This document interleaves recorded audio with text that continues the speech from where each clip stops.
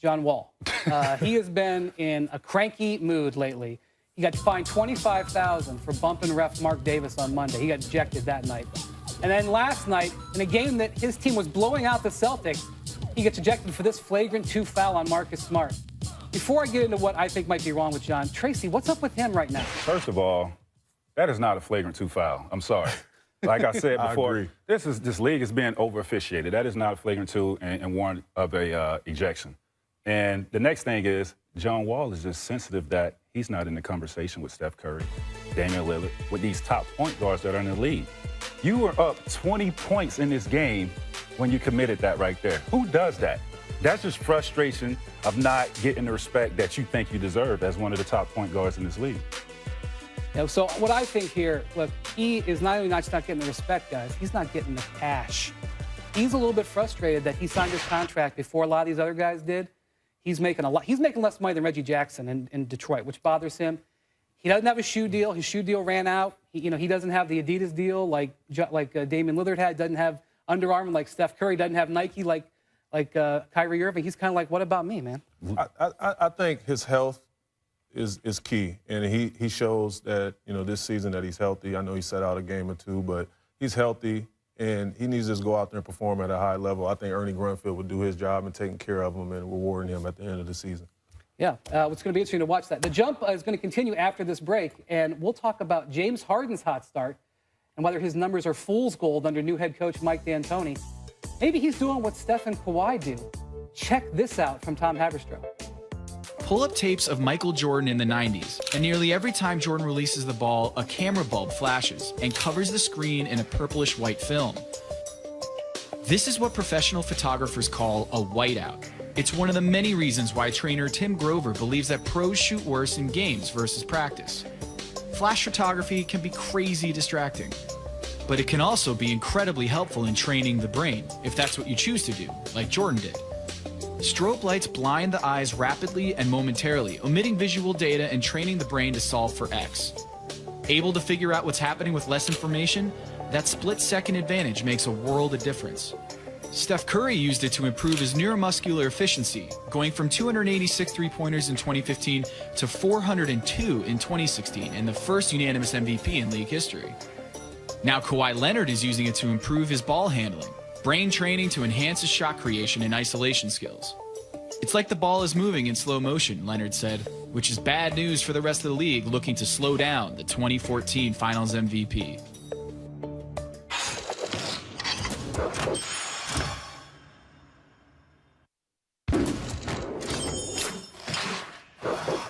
Tonight, as a surprise and token of appreciation, we would like to invite Robert Nasseri from Cause of War to the court to help us present it with his new service dog, Murphy. Thank you, Cow Harbor Warriors and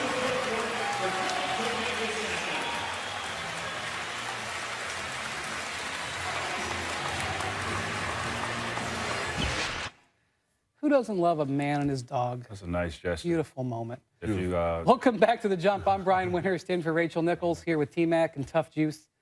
James Harden posted an absurd triple-double last night. 24 points, 15 assists, and 12 rebounds in a win over the Spurs. Yesterday, we learned that Harden thinks he's the best player in the game. Tracy, you put up some pretty ridiculous numbers on some bad teams every now and then. Do you think Harden's numbers are fool's gold? You also play for some good teams. I just want to know that occasionally you played on some not so good ones. I think him scoring and averaging 30 points is not fool's gold, but 15 assists, I think that's a little bit of fool's gold. Being that D'Antoni's system is tailor-made for, a guy that handles the ball 90% of the time, open up with shooters out there on the perimeter. It helps when you have guys like Ryan Anderson and Eric Gordon knocking down 48% of their threes. But James Harden is a great player, great scorer, and I don't know if 30, 15, and 8 rebounds can be, what he does. Ryan, you'd have gotten a max contract if you played for Mike D'Antoni. You'd have put up some numbers. For sure. I think his player usage is off the charts right now, and what he's doing is, he's playing the point guard position because Beverly was hurt earlier on, and he's just maximizing that, and he's doing everything. He's scoring. He got the lime green light. He's, you know, getting the assists. He got shooters around him, and he's maximizing that. The lime green light. I love that. Well, offensively, I mean, there's really not too many guys in our league better than him offensively. The thing about it is that, you know, D'Antoni and Harden bring some baggage into this, right? Because we know that guys put up numbers Absolutely. when they play for D'Antoni. We also know that when the chips are down, Harden's not been able to get the stops on the defensive end. So we can all get excited and look at these numbers and be like, wow, wow, wow. But will it matter when it gets serious? That's the thing. Yes, the numbers are inflated, but when it really counts, when they play against some of these great teams, I mean, granted, they played Dallas twice and, you know, a couple other teams that are not as good as a Golden State, San Antonio, and the Clippers. Let's see as we get, you know, late in the latter part of the year, and these guys continue to play this way. But, you know, if he puts up these numbers and these guys are shooting the ball this way, they're a tough team to beat. I'm just happy to see him in a good place after last season, you know, not finishing the way he started, not making any of the all-NBA teams, and coming back with this fuel to, you know, get them over the hump. Yeah, let's take a moment to talk about their competition last night. You know, last year the Spurs won 39 consecutive home games. They didn't lose until April when the Warriors beat them down there. They're 1-3 at home now. They've lost 3 in a row on their home court. Karan, you worried at all about San Antonio? No, I'm not. You know, they got a culture that's, you know, that's parallel to what we see in the New England Patriots in football. And, you know, they're going to continue to move forward. I think, you know, not having Tim Duncan in there is a transition on the fly that they're going through. But Kawhi Leonard, you know, working out with Kobe this summer, you know, being the go-to guy now, Manu Ginobili, all those guys, you know, they're going to figure it out. They haven't been healthy. Danny Green's just coming back. Yeah, his first game last Tony night. Parker is out. And even when he was in, he didn't look like he was healthy. He was moving slow. You know, and Powell. I don't know what's up with Powell. Him in L.A. is just not gelling, you know, the way I expected. If you talk to scouts, they think Powell is killing them defensively. And I don't know if that's a matter of he's slowing down or if he hasn't figured out the system. He's slowing down. But, you know, look, you guys know your point guard and your center are your key guys defensively. Both of those guys are slow. They're not getting it. They're not really getting it done right now. Speaking of big men, last night, Harrison Barnes and Andrew Bogut returned to Oracle Arena for the first time since leaving the Warriors to go to the Mavs. Before the game, Bogut was asked by USA Today about rumors his injuries got him shipped out of town. Here's what Bogut had to say. This league is so two-faced. Everybody is so fake. The same people who made those comments will see me tomorrow and shake my hand and ask me how my family is. This league is full of people who are full of boop and shallow. Hey. And that's what you get out there in pro sports. Tell us how you really feel. Tracy, do you agree that the league is two-faced? Stamp. Kudos to him, man. That's how it is. It's like that in politics as well, you know. It's like that in every business in America. It is like that. You should hear what I say about you dudes. When this is over, I'm going to go in. You know what, Brian? I say the same thing. I mean, we sit here and we have great conversations about our sport. And, you know, when I leave, you know, I say some things about you. You know, because you like to send subliminal shots sometimes, I know, too. I'll give you the side eye. Yeah. You know, last year we saw Bogut get hurt in the finals. J.R. Smith ran into him just like almost, I thought, wrecked his knee. He was very lucky to avoid serious injury. Yeah. There were people in the Warriors organization whispering, like, that happens, Can he play? Can he come back and play? Should he have come back and played during the finals? I think if he was able to, he would be out there. That's what I would think, Because too. he was a huge part of what they was doing, and plus him being that anchor defensively in the middle. They needed him out there. Unfortunately, he wasn't able to play, and you saw that. And, you know, now he's just expressing himself. I question the guy's integrity and his mindset when he's on a bad team. But when he's on a championship. In the finals. Right. Yeah. When he's on a championship, you know, team, there's no way. Either of you guys feel like this in your careers where, you know, maybe somebody really important was like saying one thing to your face and saying another thing behind your back? It happens. Absolutely. It happens like that all the time in professional sports. It happens like that in life. That's the nature of the beast in life, and you just got to move forward. Yeah, I mean, I think the real reason Andrew Bogut's not there is they needed the money to sign Kevin Durant. Any other reason like that is Play JaVale McGee. Up next, we'll discuss DeMar DeRozan and his scoring outburst to start the season. But first, a very special edition of Distant Replay from the year 1999.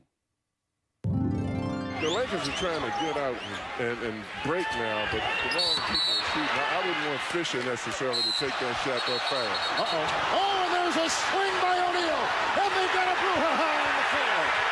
somebody swung, but we'll have to see who.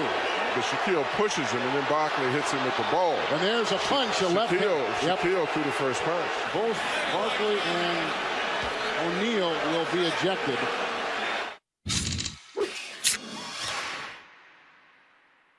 Hey, DeMar DeRozan dropped 37 in a win over the Thunder last night. DeRozan currently leads the league in scoring at just over 34 a game. Whoa. Tracy, do we need to start paying more attention to the old DDR? Other teams need to start paying attention to him because he's dropping buckets. I mean, the guy's playing with the utmost confidence. I think he's probably had one game less than 30 points this season. Just got paid, too, like not taking his foot off the gas. And that's what I love about this guy because he's not satisfied.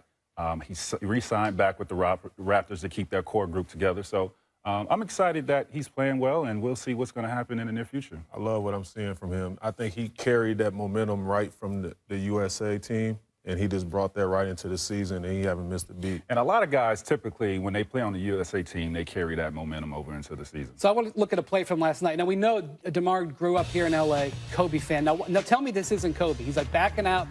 We need a basket. Get out of my way. Yeah. Get out of my way. Now watch his shot.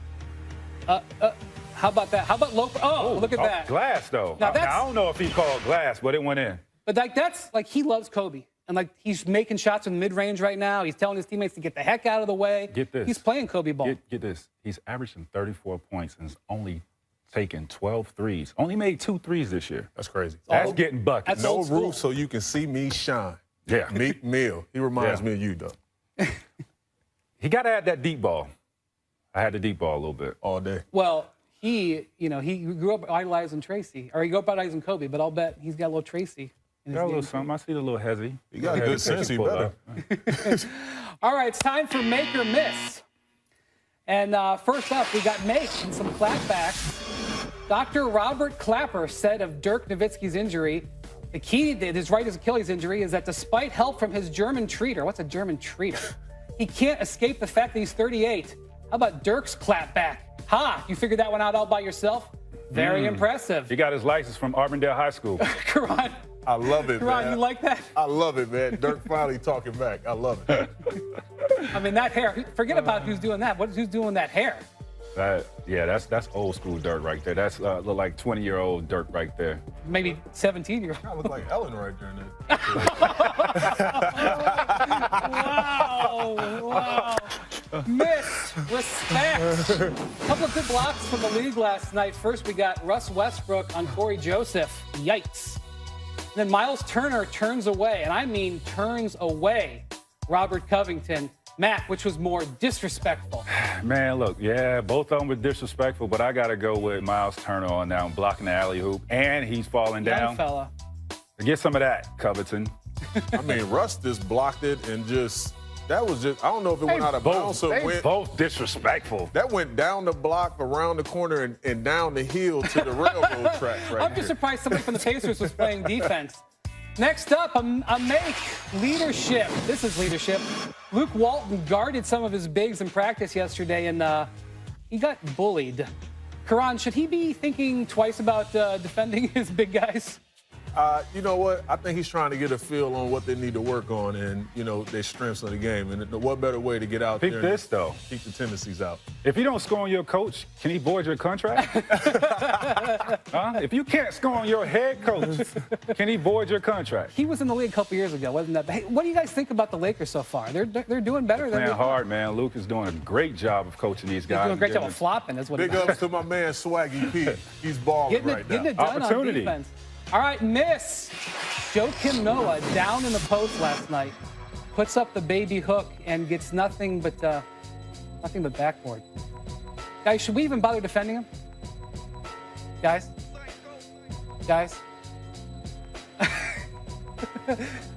Is this a mannequin challenge? Oh, I see. I think that they're referring to Joakim Noah in such a way there. Oh, yeah. I'm back. Yeah. Hey, man, that's just one of those things where, your big fella is, working his butt off on the defensive end, getting some rebounds. We're just gifting one. See what he can do with it. $72 million, 4 years. What happened? I don't know what happened. I like Noah, man. I love what he, represents on and off the court, man. He'll figure it out. Make bloopers here. We got Raps Thunder, Andre Roberson. He's on the break. He's going to have a highlight play. Oh, and then he falls on the cameraman. See, Bad to worse. I think slipping on the cameraman is more embarrassing than just missing that right there, because he almost twisted his ankle right there. Now, I know you Going guys out of have bounds. had chance. You're like, I'm going to get on Sports Center, and then, This happened to the best of us. You know, you miss a dunk and, you know, you slip. It all goes wrong on that one play right there. Yeah, not good. well, don't worry, you guys. Don't you worry. Did we Relax. just complete the mannequin challenge on the Rachel jump? is back tomorrow with an exclusive look at the Cavs trip to the White House. We'll see you then.